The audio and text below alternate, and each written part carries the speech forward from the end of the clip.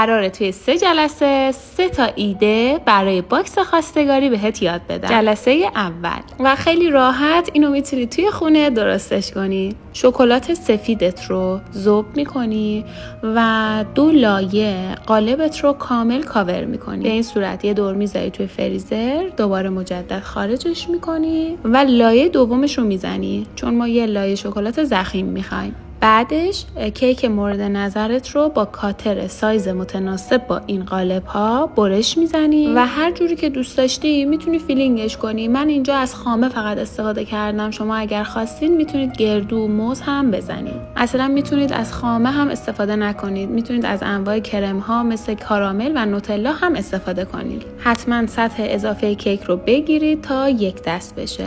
مجدد شکلات سفیدتون رو ذوب کنید و یه لایه خیلی نازک در انتهای کارتون بریزید و بذارید توی فریزر به مدت نیم ساعت تا کاملا منسجم بشه و خودش رو بگیره. خیلی راحت از قالب سیلیکونی ما جدا میشه. چون اسفنج کیکم شکلاتی بود، روی شکلات سفیدم سایه انداخته. انقدر اینا خوشگل شد که من نگم براتون، مخصوصا این قالب قلبش.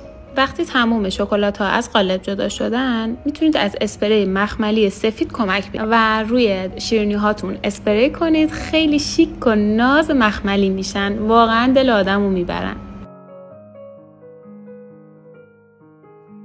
من این جعبه رو از لوازم قنادی تهیه کردم و برای اینکه این شیرینیاتون به این جعبه بچسبه میتونید از گلوکوز یا کمی شکلات کمک بگیرید. برای دکورش من از رز مینیاتوری و عروس دارم کمک میگیرم.